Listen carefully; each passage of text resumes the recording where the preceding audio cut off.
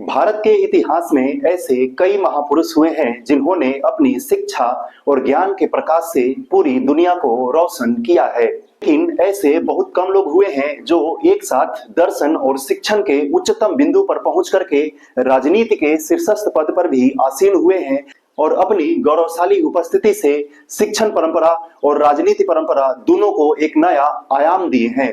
जी हाँ, आज हम लोग पढ़ने जा रहे हैं ऐसे ही एक महान विभूति के बारे में जो एक साथ शिक्षण परंपरा और राजनीति के शीर्षस्थ पद पे एक साथ कायम हुए।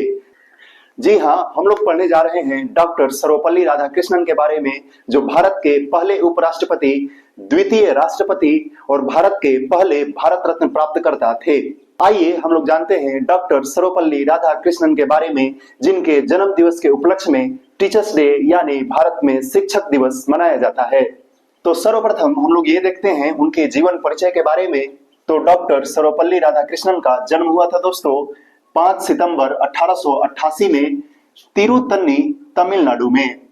तो राज्य का संबंध हो गया तमिलनाडु और जो गांव है वो तिरुत्तनी, और जन्म हुआ है दोस्तों इनका 5 सितंबर 1888 में। इनका जो परिवार था वो काफी साधारण परिवार था।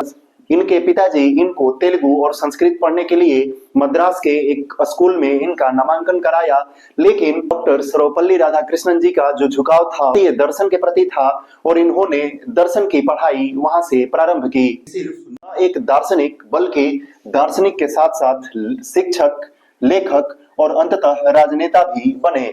इन्होंने अपनी करियर की शुरुआत प्रोफेसर के तौर पे की थी। तो प्रोफेसर के रूप में उन्होंने अपनी करियर की शुरुआत की और कहां से की थी दोस्तों, वो था 1921 से 31 तक ये कलकत्ता विश्वविद्यालय में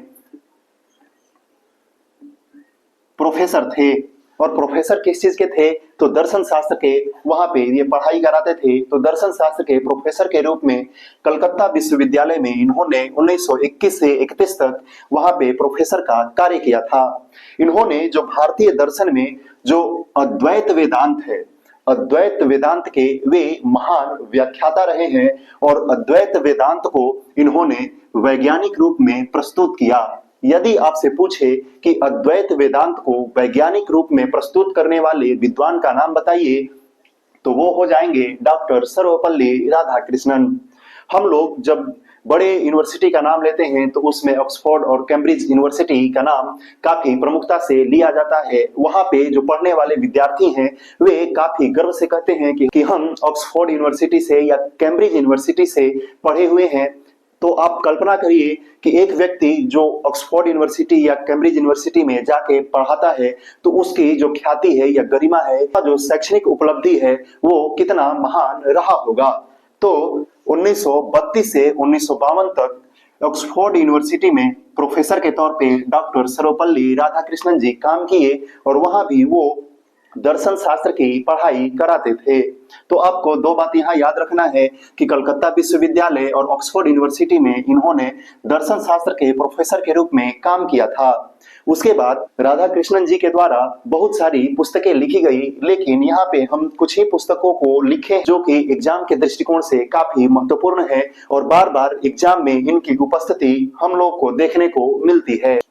तो इनका जो पहला पुस्तक है दोस्तों वो है इंडियन फिलॉसफी, और ये प्रमुखता से पूछा जाता है कि इंडियन फिलॉसफी किसने लिखा है, तो आपको वहां टिक करना है सर्वपल्ली राधाकृष्णन। उसके बाद इन्होंने भागवत गीता पर अपना टीका भी लिखा था। इसके बाद the philosophy of Rabindranath Tagore, ये पुस्तक भी डॉक्टर सर्वपल्ली राधाकृष्णन के द्वारा लिखा गया था। उसके बाद the Hindi view of life, जिंदगी का एक जो हिंदू नजरिया है उसके बारे में भी लेखन डॉक्टर सर्वपल्ली राधाकृष्णन ने किया था। उसके बाद an idealist view of life, तो ये भी पुस्तक डॉक्टर सर्वपल्ली राधाकृष्णन जी के बारे, ये भी पुस्तक डॉक्टर सर्वपल्ली राधाकृष्णन जी के द्वारा लिखा गया था। इसके साथ साथ डॉक्टर सर्वपल्ली राधाकृष्णन जी भारत के बहुत सारे विश्वविद्यालय के कुलपति के रूप में भी अपना सेवा दिए थे। उसमें जो प्रमुख रूप से यूनिवर्सिटियां हैं वो है आंध्र की यूनिवर्सिटी और दूसरा है BHU यानी बनारस हिंदू यूनिवर्सिटी। उसके भी कुलपति के रूप में डॉक्टर राधाकृष्णन जी ने अपना योगदान दिया था। आइए अगले स्क्रीन पे हम लोग देखते हैं उनके राजनीतिक कार्य कि कैसे वे उपराष्ट्रपति, राष्ट्रपति, फिर भारत रत्न के प्राप्तकर्ता और उसके बाद शिक्षक दिवस उनके जन्मदिन पे कैसे मनाना प्रारंभ हुआ था। डॉक्टर सर्वपल्ली राधाकृष्णन जी का राजनीति में सक्रियता जो था वो स्वतंत्रता के बाद प्रारंभ हुआ और उसमें हम लोग देखते हैं कि 1947 ईस्वी में इनको भारत का राजदूत बनाकर सोवियत संघ में भेजा गया। तो सोवियत संघ का राजदूत सर्वप्रथम डॉक्टर सर्वपल्ली राधाकृष्णन जी को 1947 ईस्वी में बनाया गया था। उसके बाद 1952 में इनको बनाया जाता है भारत के पहले उपराष्ट्रपति। क्वेश्चन न जाने कितनी ही बार प्रतियोगी परीक्षाओं में पूछा गया है कि भारत के प्रथम उपराष्ट्रपति कौन है, तो वो है डॉक्टर सर्वपल्ली राधाकृष्णन। उसके बाद 1954 ईस्वी में भारत रत्न पुरस्कार देना प्रारंभ किया गया था और 1954 में 3 भारतीयों को पहली बार भारत रत्न पुरस्कार दिया गया था, जिसमें एक थे डॉक्टर सर्वपल्ली राधाकृष्णन। इनके साथ साथ सीवी रमन और चक्रवर्ती राजगोपालाचारी, ये 3 लोगों को भारत रत्न दिया गया था। यदि आपको इसका ट्रिक याद रखना है तो इनका ट्रिक है ट्रिपल आर।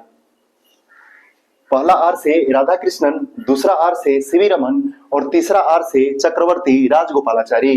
तो आर से राजगोपालाचारी, आर से रमन और आर से राधाकृष्णन। तो ट्रिपल आर, ये 3 भारतीयों को पहली बार भारत रत्न दिया गया था। और कब दिया गया था दोस्तों? 1954 ईस्वी में। भारत के जो ये उपराष्ट्रपति रहे थे दोस्तों 1952 से 1962 ईस्वी तक।